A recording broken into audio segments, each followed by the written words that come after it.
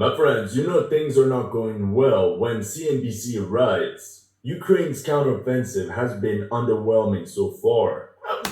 Underwhelming! Aoleu, nici nu vreau să știu ce înseamnă cuvântul ăsta, dar ceea ce pot să vă spun este că ofensiva ucraineană are tot atât de multe eșecuri pe cum are Alex de la History Legends în gură dinți. Asta e. Go! Even worse, the hill mentions the words you shall not say, heavy losses. Trolling aside, after a series of setbacks, Ukraine did manage to make some territorial gains in what we call the Vremetsky salient. And here you can see a quick summary of the evolution of the battle since our last video. Ukraine gained the villages of Neskuchne, Starozheve, Makarivka. Nici măcar YouTube nu poate să țină pasul cu subtitrarea la aceste denumiri. Bravo Ucraina, slava, Makarivka, bravo, tare! As Novodarivka and Levadne. Although if we zoom in, Levadne is not really a village. Because it's essentially... Păi cum să fie, bă, sat? Aici este o căsuță și în rest este, nu știu, câmp, o fermă, ceva de genul. It's one building. It's a farm. It's like those guys that count a kiss, like a notch count. No. Deci, care vor să susțină slava, desigur, se ducă pe linia de contact dintre ucraineni și ruși și să construiască o baracă, după care să invite pe prietenii noștri ucraineni să vină să o ocupe ca să mai fie încă un sat, încă o localitate cucerită de eroii lui Zelensky. Bravo! Go! And here's a summary of how the attack went. Yeah. Se duce și la un moment dat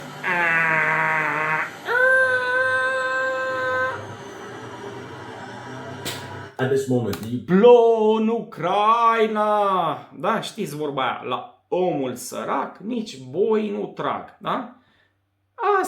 Asta se întâmplă. Ukrainians more or less got bogged down in these villages they captured in the valley, while the Russians controlled the high ground. And the rainy weather of the last days turned a lot of the fields into mud in which wheeled vehicles can sink in. Now the first major objective of the Ukrainian offensive in this sector would be the capture of the strategic town of Staromlinovka, which will be used as a staging ground for the main assault on the Russian fortifications located only 7 kilometers away. And now, according to the latest reports, the battered 37th Marine Brigade is attempting to break through the Orozhaine-Novodonetsk line in order to slide into the DMs of Staromlinovka. So at this point, Ukraine is 1/3 of the way until they reach the actual first Russian line of defense. Cum? Deci nici n-au ajuns la prima linie de apărare a rușilor? Asta este mult anunțata contraofensivă. Ups! To change if they double down and bring reinforcements, like the experienced 93rd Mechanized or 3rd and 4th Tank Brigades, but also the NATO-trained offensive brigades kept in reserves, the one of the Maroon Tactical Group. Today we'll do a tactical analysis on how Ukrainians manage to break through Russian lines. And the reason they achieve this is essentially because they change tactics. We all remember, at first Ukraine launched tank columns in open ground and let them suffer the wrath of the Ka-52 Alligator, which destroyed or damaged scores of armored vehicles like this abandoned Leopard 2A4. Aoleu, nu. Deci, prima strategie a prietenilor noștri ucraieni a fost coloane blindate, da, cu echipamente, cu blindate NATO, numai că, scuze că spun în felul ăsta, rușii au spus, aoleu, jucăm rațele și vânătorii. Și din păcate, rușii erau vânătorii și erau cu aligatorii și ați înțeles care e ideea. Și atunci, ucrainenii, văzând că arde tot ce pune pe masă, au schimbat strategia și au început cea mai falnică contraofensivă pe furiș. Da? Prin pădurici cu omuleți. Infanteria, desigur. They also made heavy use of MRADs, thinking they're actually mine resistant. And although we can witness the involvement of so many Ukrainian brigades, many still cope by claiming it's probing time. Yeah. Don't bullshit me. Here's an interesting article by the Washington Post about these first attacks titled, "On front lines of Ukraine counteroffensive, soldiers pay heavy price." Soldații săraci plătesc prețul pe care nu-l plătește Zelenski. Zelenski este în siguranță în bunkerul lui, cu familia lui, n-are nicio treabă, dar soldații ducă-se, nu? Așa se pare. They interviewed a 30-year-old Ukrainian soldier from the NATO-trained 37th Marine Brigade, call sign Lumberjack, and he said, within 20 minutes of their June 5th advance, mortars exploded all around them. Lumberjack then told American journalists very graphic details about what happened to the two men sitting next to him in the vehicle, and that out of the 50 men that went on the mission, 30 did not return, either KIA, wounded, or 30 din 50 nu s-au mai întors? Deci pierderi peste 50%? Wow! Eu știam că în socotelele astea militare, când încep să ai pierderi de 30%, deja e cazul să împachetezi, să te duci acasă. Wow! Pierderi peste 50%. Incredibil. Săraci. Were captured by the enemy. On top of that, 5 of the unit's armored vehicles were destroyed within the first hour. 60% lost. 60%. So that's for only one platoon. Imagine for all the other units that were involved in this first offensive. Now instead of these cavalry charges, Ukraine changed tactics. And the infantry now does the bulk of the fighting dismounted. Platoons, that is multiple squads of 10 soldiers, will maneuver to secure key positions by themselves. Contraofensiva furișată. Only then do armored vehicles show up in support. Slava! This process is a bit slower, but it allows Ukraine to save on their very precious heavy equipment. The failed attack of the first days had only one positive outcome for the Ukrainians. That they managed to spot the location of multiple Russian artillery batteries, like this one that lost 5 very precious 2S9. Băi, cum este asta, mă, Stelaus, că măcar am descoperit pozițiile artileriei ruse, dar cum le-am descoperit? Cu cârca? Chiar așa? Le-am descoperit cu... Nu mai zic, da? Cu sacrificii. 19 MSTA 152mm self-propelled howitzers that were deployed 20 kilometers away from the front. Welcome to History Legends, and here are the latest news of the Russo-Ukrainian War. Remember that if you're new to this channel, make sure to like and subscribe. Și voi, vă rog, nu uitați de like, nu uitați de abonare, nu uitați de clopoțele ca să fiți notificați când mai încarc videoclipuri noi. No, just like with many other commentators, some of my Ukraine videos have been targeted with limited or no ads. So așa mi se întâmplă și mie. Sure to check out my Patreon or PayPal to keep the show running. Da? Thank you. Și eu vă mulțumesc tuturor care mă susțineți din postura de membri ai canalului Noaptea Minții și pe Patreon. Linkurile sunt în descrierea acestui videoclip.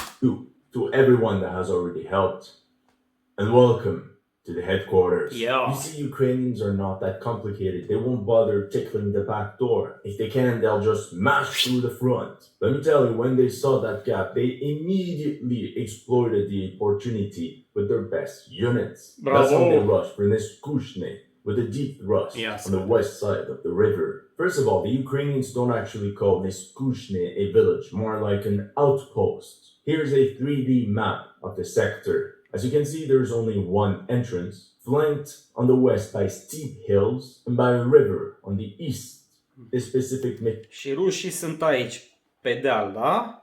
mission was set to the 7th Battalion of Volunteers Array of the 129th Territorial Defense Brigade. They observed Russian positions for a month before the attack.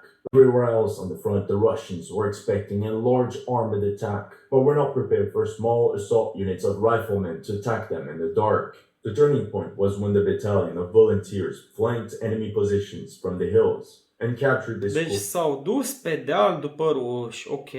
school located on a hilltop, from where you can see all of this Kushne. As the Russians understood they were getting surrounded, they all fled from the area. Our men are running from the battlefield! Shameful display! And here you can see the settlement being secured by the men of the 7th Battalion Array. Aoleu, steagul ăsta nu este cam nasol? Nu e cam nasol steagul ăsta? Holding a very special flag because it's also the one of Bandera. Ouch! Să trecem peste, să ne prefacem că nu am observat acest amănunt. Da? Nu știm cine este Bandera. Habar. Raised the same flag on Velika, Alexandrivka, and Kherson Oblast 8 months ago. Now, to be honest, reading through Ukrainian accounts of battles is always very funny. The Voice of Ukraine interviewed one of the soldiers that took part in the assault on Iskushne, and he said there were over 200 Russians there. Without exaggeration, more than half will remain there forever. Okay, so they Peste 100! Wow! claim to have faced an outpost manned by 200 Russians, of which Oare? half ended up KIA, while this Ukrainian battalion acknowledged the death of 6 of their soldiers. Mamă, ce raport! 6 de partea ucraineană și peste 100 de partea rusă. Băi, super eroi! Bravo! Slava! Sper că nu mințiți. Ukrainians claim that the defender suffered close to 17 times more losses than the attacker. Raport de 50 la 1, cât de tare! Sau ceva de genul? Ce a spus? 17 ori mai multe pierderi. Wow! Deci mai tare decât raportul obișnuit din presa occidentală de 5 la 1. Or all the articles writing, oh yeah, the attacker always loses 3 times more losses than the defender. The Ukrainians come in and they're like, niet, it's 17 times more losses. And now you understand how ancient Greek historians reported battles. Anyway, this attack was coupled with another one on the other side of the river by the elite 68th Yega Brigade, which secured Blahodatne. Here you can see some of the troops of that Yega Brigade planting the blue and yellow flag in the village. First, some of their engineers created a path across minefields. Then mortars and artillery pounded Russian positions, followed by a hail of fire from the 50 cal machine guns of the Max Pro MRAPs. The storming of the village was carried by 3 platoons from the 68th. Battalion Commander Dolphin watched 60 of his men approach the village, guiding them using drones hovering above them. The battle was fierce, and when the Russians ran out of ammunition, they left. Commander Dolphin acknowledged the loss of 4 soldiers KIA, and using a 3-to-1 ratio, we can estimate the number of wounded to around 12, for a total of 16 casualties out of 60 men. Once again, it goes to show the amount of men involved in these battles. We're talking about 60 to 100, 120 Ukrainians. So you can imagine the size of the defending force. After this success, the Ukrainians attempted to push their luck for another such lightning raid, this time against the village of Urajaynoye, located 3 kilometers away. However, they were stopped by enemy fire. The reports only mentioned that the Ukrainians managed to disembark some groups of infantrymen in the tree lines near the village. Part 3 of the I-au debarcat în copaci, practic, da? Contraofensiva furișată. Attack took part on the east side by the 37th Marine Brigade that expanded the breachhead over the Shaitanka River with the support of the 4th Tank Brigade. Here you can see a Ukrainian tank rushing to capture Flag B, located over this Russian entrenchment, and firing at them at point blank. Also notice how the tank is used to open pathways across tree lines. Da, deci trece prin pădurice tancul. Which would then allow MRAPs and light armored vehicles to just cross through. Once again, the Russians use their weapon of choice, the Lancet. This one crashes into a Ukrainian T-72B3. that is getting towed. The tank then seems to lose control and crushes the Max Pro MRAP behind him as the panicking crew quickly runs away. June Carambol, asta e. 11th, Ukrainians press their advantage and push for Starozheve, benefiting from the high ground of the school they previously stormed. Here you can see a squad of the 88th Battalion of the Ukrainian 35th Marine Brigade celebrating their victory in the village of Starozheve. But this is where we have to cut the BS. This Twitter post talked about a failed Russian counterattack against Starozheve that left one Russian BMP-2 and a T-80BV behind. However, beware of what you see online. Because everyone recycled this information without thinking. Here's an Instagram post talking about this counterattack. And then, of course, we have to feed the Reddit trolls. If we actually analyze the footage, what they're talking about is simply impossible. In the video, we see the BMP and the tank rushing down that road. Please pay attention to this road, the tree line at a 90-degree angle, the small river, and that house in the corner. Now, if we go on the map, here's the house, here's the river, here's the road with a bend, and the 90-degree angle tree line. Meaning the Russian vehicles were clearly leaving Starozheve when they got ambushed by Ukrainian soldiers that did the same thing they did the previous day. They flanked the village and surrounded it. And then the Ukrainian infantrymen simply waited for these vehicles in that forest belt. And that's how the Ukrainians managed to capture two of that tank crew. They didn't have time to escape because the Ukrainians were already there. Meanwhile, the Ukrainians tried to reiterate their attack on the west flank, but they suffered heavy losses and their assaults were repelled. Here you can see how the Russian Marines of the Pacific Fleet ambushed a Ukrainian column. They had already destroyed 4 vehicles near the tree line when another column of around 5 to 7 Max Pros approached. In this footage, you can see them fire one of their anti-tank missiles Aligatorii. at the second vehicle of the column, meaning the leading MRAP had most likely already been disabled. Notice how much harder it is for the Ukrainians to attack across open terrain compared to the small grinding gains they can make by jumping from one village to another, since all the buildings can at least provide some shelter for the infantry and cover them from drone reconnaissance. The Russian Marines engaged another of these columns, as you can see in this video.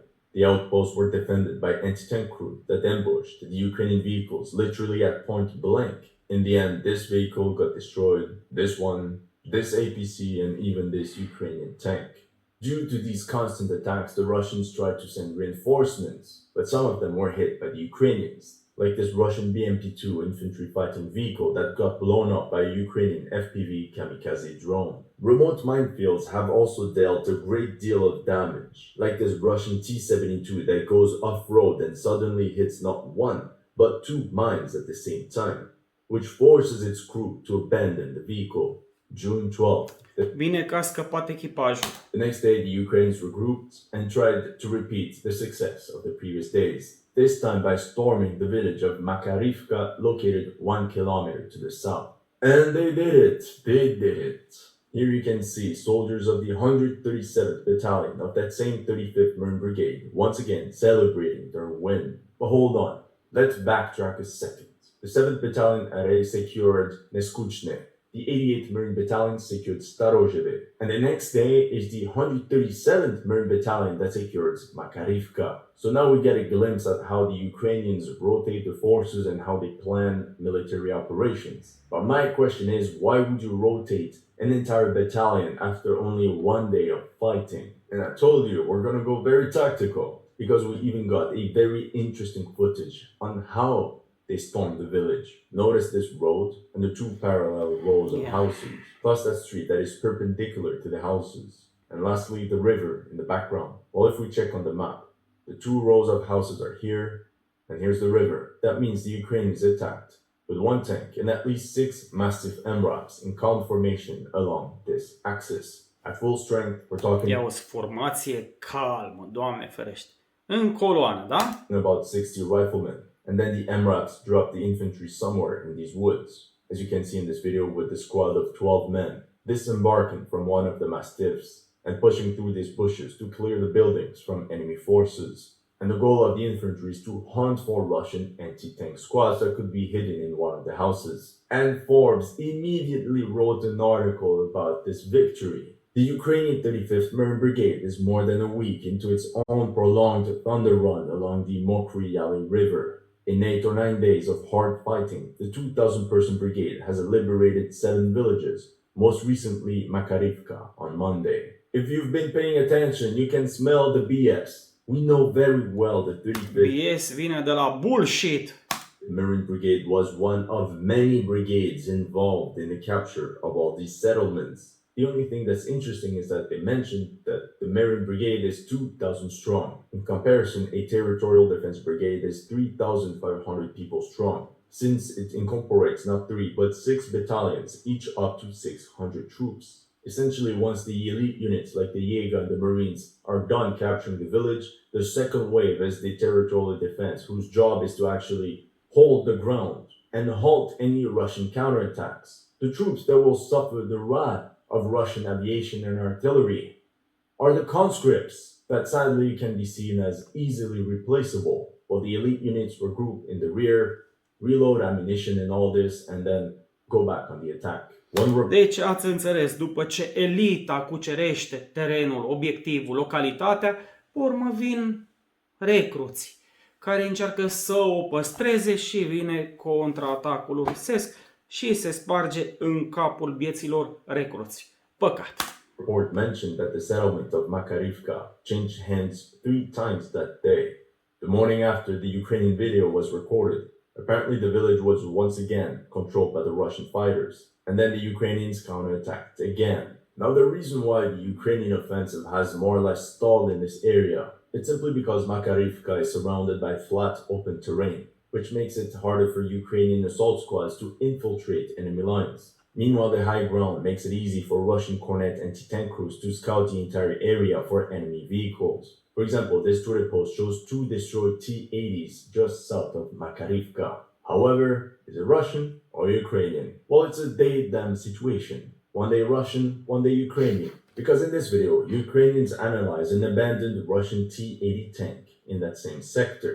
However, in this footage, geolocated at the exact same spot as the video I showed you, a Russian Lancet strikes a Ukrainian T-80 BV tank, which is then being abandoned by 2 members of the crew. So yes, it's very confusing because both sides used the T-80 tank during that battle. That man's an imposter. That man is the imposter. That's because Forbes announced the arrival of the 93rd Mechanized Brigade in support of the Ukrainian Marines. They say instead of Western equipment, the 93rd operates upgraded ex-Soviet T-80s and T-64 tanks, as well as some BMPs. Deci era un T-80 ucrainean, pe scurt. So bad for those guys. They took a severe beating in Bakhmut, and now they're back into the meat grinder. Meanwhile, on the left flank, after multiple attempts like we've seen, Ukrainian forces finally reported to have captured Novodarivka on the 12th. Here you can see troops of the 110th Territorial Defense Brigade holding a flag somewhere in that village, which is composed of 10 houses. Like that, they also captured the infamous farm of Levadne. However, as you can see from this Territorial Defense Brigade soldier, attacking in flat open ground came at a cost. We can see some destroyed T-64, some Russian BAP, most likely the site from the previous ambush. And here's another perspective of the same area. 2 destroyed Ukrainian T-64 BV tanks, and multiple burnt Max Pro MRAPs in the back. In the same sector, it was reported that a Ukrainian T-72 M1 was destroyed by Russian artillery. The 13th of June. This is when Ukrainian officials reiterated their capture of Makarivka, confirming the theory that the village changed hands many times. The more hands, the better, right? But this time it's not the Marines that recaptured Makarivka, but by men of the 23rd Mechanized Brigade, which we already discussed in one of my previous videos, essentially conscripts aboard Max Pros. In response to these incoming waves of Ukrainian assault squads, and to avoid getting flanked, the Russian 127th Division pulled up reserves along the Orozhaine-Novodonetsk-Novomayorsk line. Like I said in the introduction, there's extreme pressure on that line. If this sector was to break, the Russian might as well abandon the entire salient. And remember that none of the Ukrainian units of the Maron Tactical Group, composed of the 46th Brigade, the 82nd Airborne, and the 71st Jaeger, elite units trained specifically for this offensive, while they haven't been involved yet in the attack, meaning the worst is yet to come the Russians. That's all I have for you today. Let me know in the comment section what you thought of my analysis. If you Analiza ta este perfectă ca de obicei. Mulțumesc și eu pentru vizionare, mulțumesc pentru like-uri, mulțumesc pentru abonamente, mulțumesc pentru susținere și vă aștept pe toți la comentarii. Haide, pa!